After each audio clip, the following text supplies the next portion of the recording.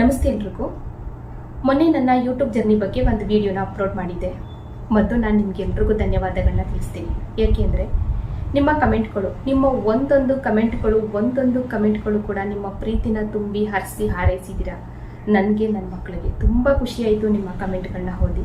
ನೋಡಿ, ನೀವೆಲ್ಲೋ ಇರ್ತೀರಾ, ನಾವೆಲ್ಲೋ ಇರ್ತೀವಿ, ನಮ್ಮನ್ನು ನೀವು ನೋಡಿರಲ್ಲ, ನಿಮ್ಮನ್ನು ನಾವು ನೋಡಿರಲ್ಲ. ಅಂಥದ್ರಲ್ಲಿ ಒಂದು ವಿಡಿಯೋನ ನೋಡಿಕೊಂಡು ನನ್ನ ಕ್ಯಾರೆಕ್ಟರ್ನ ಅರ್ಥ ಮಾಡಿಕೊಂಡು ಇಷ್ಟೊಂದು ಪ್ರೀತಿ ಕೊಟ್ಟು ಇಷ್ಟೊಂದು ಪ್ರೋತ್ಸಾಹಿಸಿ ಒಳ್ಳೊಳ್ಳೆ ಕಮೆಂಟ್ಗಳನ್ನ ಹಾಕಿದ್ದೀರಾ. ತುಂಬ ಖುಷಿಯಾಯಿತು.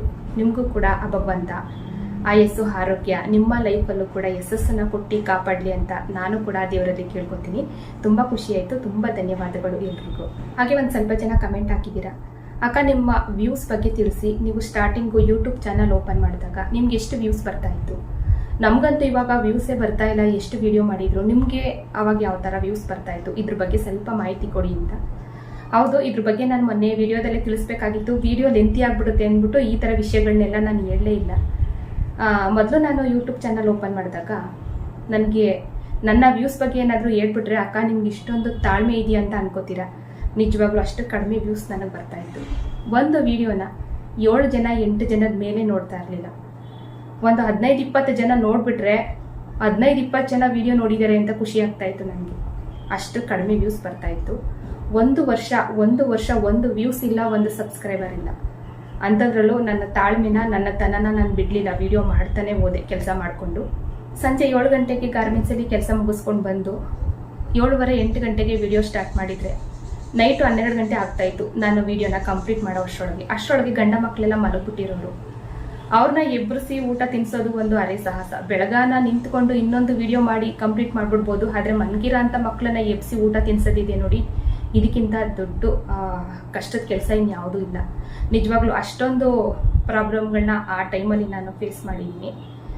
ಒಂದು ವ್ಯೂಸ್ ಬರ್ತಾ ಇರಲಿಲ್ಲ. ನನ್ನ ಹಸ್ಬೆಂಡ್ ಮೊಬೈಲಲ್ಲಿ ನಾನು ಒಂದು ಸಬ್ಸ್ಕ್ರೈಬ್ ಮಾಡ್ಕೊಂಡಿದ್ದೆ. ಒಂದು ವರ್ಷದ ತನಕ ಅದೊಂದೇ ಸಬ್ಸ್ಕ್ರೈಬರ್ ಇದ್ದಿದ್ದು. 7-8 ವ್ಯೂಸ್ ಮೇಲೆ ವ್ಯೂಸೇ ಬರ್ತಾ ಇರಲಿಲ್ಲ. ಏನು ಪ್ರಾಬ್ಲಮ್ ಆಗಿತ್ತು ಅಂತಲೂ ನಮ್ಗೆ ಅಷ್ಟೊಂದು ಗೊತ್ತಾಗ್ತಾ ಇರಲಿಲ್ಲ. ಹೀಗೆ ಇರ್ಬೋದೇನೋ, ನಾಳೆ ಸರಿ ಹೋಗ್ಬೋದು, ನಾಡಿದ್ದು ಸರಿ ಹೋಗ್ಬೋದು, ನಾಳೆ ವ್ಯೂಸ್ ಬರ್ಬೋದು, ಇದೇ ರೀತಿ ಅಂದ್ಕೊಂಡು ವಿಡಿಯೋನ ಅಪ್ಲೋಡ್ ಮಾಡ್ತಾ ಇದ್ದೆ. ನಿಜವಾಗ್ಲೂ ಇದ್ದಕ್ಕಿದ್ದಂಗೆ ವಿಡಿಯೋ ವೈರಲ್ ಆಗೋದಕ್ಕೆ ಸ್ಟಾರ್ಟ್ ಆಯಿತು. 1 ವರ್ಷ ಆದಮೇಲೆ ಇದ್ದಕ್ಕಿದ್ದಂಗೆ ವಿಡಿಯೋ ವೈರಲ್ ಆಗೋದಕ್ಕೆ ಸ್ಟಾರ್ಟ್ ಆಯಿತು. ಒಂದೇ ತಿಂಗಳಲ್ಲಿ 10,000 ಜನ ಸಬ್ಸ್ಕ್ರೈಬರ್ ಆದರು. ತುಂಬ ಕಷ್ಟಪಟ್ಟು ಮಾಡ್ತಾ ಇದ್ದೆ, ವಿಡಿಯೋಗಳು ಓಡ್ತಾ ಇಲ್ಲ, ಏನು ಮಾಡೋದು ಅಂತ ಮನಸ್ಸಲ್ಲಿ ಅಂದ್ಕೊಂಡೆ. ನಾನು ಬಿಡಲಿಲ್ಲ. ನನ್ನ ತಾಳ್ಮೆ ಎಷ್ಟಿತ್ತು ಅಂದರೆ ನಿಜವಾಗ್ಲೂ ನಾನು ಇಷ್ಟೊಂದು ತಾಳ್ಮೆ ಇತ್ತ ನನಗೆ ಅಂತ ಅನಿಸ್ಬಿಡುತ್ತೆ. ಇವಾಗಲೇ ನನಗೆ ಒಂದೊಂದು ವಿಡಿಯೋ ಅಪ್ಲೋಡ್ ಮಾಡಿದಾಗ ಓಡೋದೇ ಇಲ್ಲ. ಅವಾಗ ತುಂಬ ತಲೆ ಕೆಡಿಸ್ಕೊತೀನಿ. ಅವಾಗಿನ ದಿನಗಳನ್ನ ನೆನ್ಕೋತೀನಿ ಒಂದೊಂದ್ಸಲ. ಆವಾಗ 7-8 ವ್ಯೂಸ್ ಬರ್ತಾಯಿತ್ತು, ಆದರೂ ಕೂಡ ವಿಡಿಯೋ ಮಾಡ್ಕೊಂಡು ಹೋಗಿದ್ದೀನಿ. ಇವಾಗ 5,000-10,000 ಜನ ನೋಡಿದ್ರು ವಿಡಿಯೋ ಓಡಿಲ್ಲ ಅಂತ ಫೀಲ್ ಮಾಡ್ಕೋತೀನಲ್ಲ ಅಂತ. ಅಷ್ಟು ಒಂದು ತಾಳ್ಮೆನ ಇಟ್ಕೊಂಡು 1 ವರ್ಷ ಪೂರ್ತಿ ವಿಡಿಯೋನ ಮಾಡ್ಕೊಂಡು ಹೋಗಿದ್ದೀನಿ. ಆಮೇಲೆ ಇದಕ್ಕಿದ್ದಂಗೆ ವಿಡಿಯೋ ವೈರಲ್ ಆಯಿತು. 1 ವರ್ಷ ಆಗ್ತಿದ್ದಂಗೆ ಒಂದೇ ತಿಂಗಳಲ್ಲಿ 10,000 ಜನ ಸಬ್ಸ್ಕ್ರೈಬರ್ ಆದರು. ತುಂಬ ಖುಷಿಯಾಯಿತು. ಒಂದೊಂದು ವಿಡಿಯೋ ಬಂದು 500 ಜನ 600 ಜನ 1,000 2,000 5,000 10,000 ಈ ರೀತಿ ಓಡೋದಕ್ಕೆ ಸ್ಟಾರ್ಟ್ ಆಯಿತು. ಆ ಟೈಮಲ್ಲಿ ನನಗೆ ತುಂಬ ಖುಷಿ ಆಗೋದು. ಎಷ್ಟೇ ಕೆಲಸ ಮಾಡ್ಕೊಂಡು ಬಂದ್ರೂ ವಿಡಿಯೋ ಮಾಡಬೇಕು ಅಂತ ಅನಿಸೋದು. ಆಮೇಲೆ ಎಷ್ಟೋ ಜನ ಕೇಳಿದ್ದೀರಾ, ಅಕ್ಕ ನಿಮಗೆ 2ನೇ ತಿಂಗಳು ಪೇಮೆಂಟ್ ಎಷ್ಟು ಬಂತು ಹೇಳಿ. ಇದನ್ನು ಕೂಡ ತುಂಬ ಜನ ಕೇಳಿದ್ದೀರಾ. ಈ ಒಂದು ಸ್ಪೆಕ್ಸ್, ಇದು ನಾನು ಎಡಿಟಿಂಗ್ ಮಾಡುವಾಗ ಹಾಕೊಳ್ಳೋಂಥ ಸ್ಪೆಕ್ಸು. ಇದ್ರ ಮೇಲೆ ಉದಾಹರಣೆ ಕೊಡ್ತೀನಿ.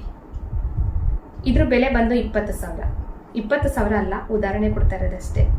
ಈ ಸ್ಪೆಕ್ಸ್ ಬೆಲೆ ಬಂದು 20,000. ಈ ಥರ ಸ್ಪೆಕ್ಸ್ನ ನಾನು 4 ಸ್ಪೆಕ್ಸ್ ತಗೋಬೋದು. ಅಷ್ಟು ಅಮೌಂಟು ಬಂತು ನನಗೆ 2ನೇ ತಿಂಗಳಲ್ಲಿ. ನಿಮ್ಗೆಲ್ರಿಗೂ ಅರ್ಥ ಆಯಿತು ಅಂತ ಅನ್ಕೋತೀನಿ.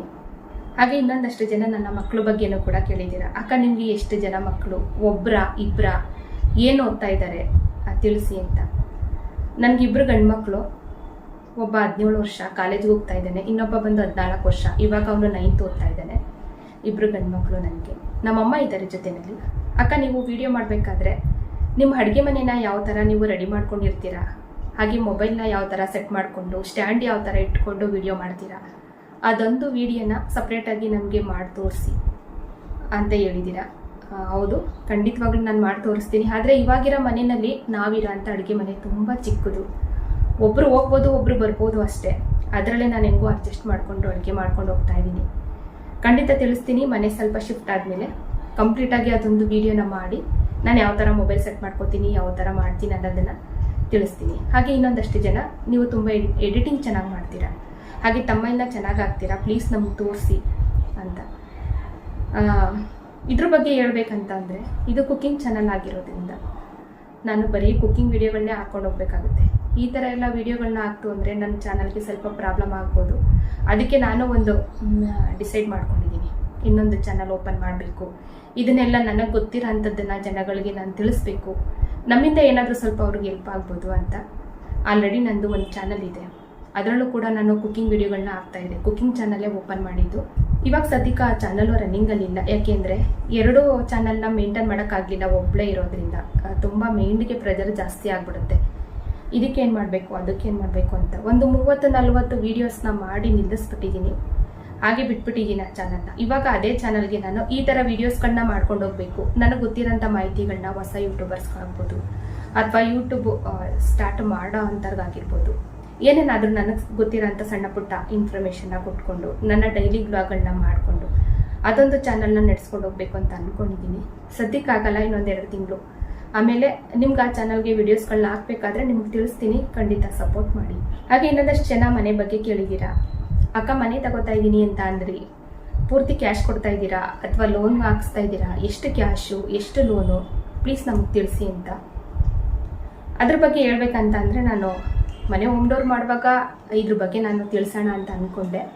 ನೀವು ಕೇಳ್ತಾ ಇರೋದ್ರಿಂದ ಇವಾಗ ಒಂದು ಮನೆ ತಗೋಬೇಕು ಅಂತ ಅಂದರೆ ಸುಮ್ಮನೆ ಆಗಲಿಲ್ಲ, ನಾವು ಅದನ್ನು ಕುತ್ಕೊಂಡು ಸ್ವಲ್ಪ ಯೋಚನೆ ಮಾಡಬೇಕಾಗುತ್ತೆ.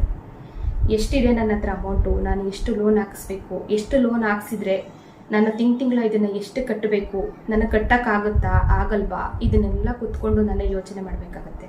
ನಾನು ಅಂತಲ್ಲ, ಎಲ್ಲರೂ ಅಷ್ಟೇ, ಯಾರೇ ಮನೆ ತೊಗೊಂಡ್ರು ಅಷ್ಟೇ ಇದನ್ನೆಲ್ಲ ಯೋಚನೆ ಮಾಡೇ ಕೈ ಹಾಕಬೇಕು. ಯಾಕೆಂದರೆ ಈಗ ನಾವು ಒಬ್ಬರೇ ಇರೋದ್ರಿಂದ ಅತಿಯಾಗಿ ಲೋನ್ ತಗೊಳ್ಳೋದು, ಅತಿಯಾಗಿ ಸಾಲ ಮಾಡ್ಕೊಳ್ಳೋದು, ಏನೋ ನಾನು ದುಡಿತಾ ಇದ್ದೀನಿ ತುಂಬ ಲೋನ್ ತಗೊಳ್ಳೋಣ, ತುಂಬ ಸಾಲ ಮಾಡಿಕೊಂಡು ಗ್ರ್ಯಾಂಡಾಗಿರೋಂಥ ಮನೆ ತಗೊಂಡು ಚೆನ್ನಾಗಿರೋಣ ಅಂತ ಯಾವ ಒಂದು ದುರಾಸೆನೂ ನನಗಿಲ್ಲ. ನನ್ನ ಕೆಪಾಸಿಟಿಗೆ ಮೀರಿ ನಾನು ಕೈ ಹಾಕಿಲ್ಲ. ನನ್ನ ಕೆಪಾಸಿಟಿ ಎಷ್ಟಿದೆಯೋ ಅಷ್ಟಕ್ಕೆ ಮಾತ್ರ ನಾನು ಮನೆನ ತಗೋತಾ ಇದ್ದೀನಿ.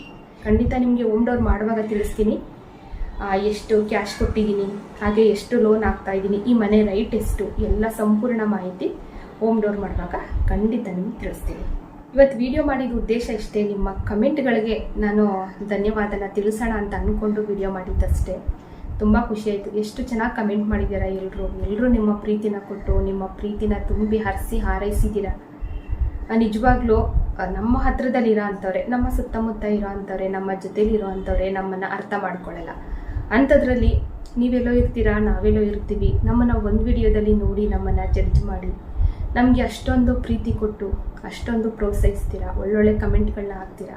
ನಿಜವಾಗ್ಲೂ ತುಂಬ ಖುಷಿಯಾಯಿತು. ಆ ಭಗವಂತ ನಿಮಗೂ ಕೂಡ ನಿಮ್ಮ ಲೈಫಲ್ಲೂ ಕೂಡ ಆದಷ್ಟು ಬೇಗ ಯಶಸ್ಸನ್ನು ಕೊಟ್ಟು ಕಾಪಾಡಲಿ, ಆರೋಗ್ಯ ಮತ್ತು ಆಯಸ್ಸನ್ನು ಕೊಟ್ಟು ಕಾಪಾಡಲಿ ಅಂತ ನಾನು ಕೂಡ ಕೇಳ್ಕೊತೀನಿ. ನಿಜವಾಗ್ಲೂ ತುಂಬ ಖುಷಿಯಾಯಿತು. ಎಲ್ರಿಗೂ ಮತ್ತೊಮ್ಮೆ ಧನ್ಯವಾದಗಳು. ಮತ್ತೆ ನಾಳೆ ಸಿಗೋಣ ಇನ್ನೊಂದು ಕುಕ್ಕಿಂಗ್ ವಿಡಿಯೋ ಜೊತೆಯಲ್ಲಿ.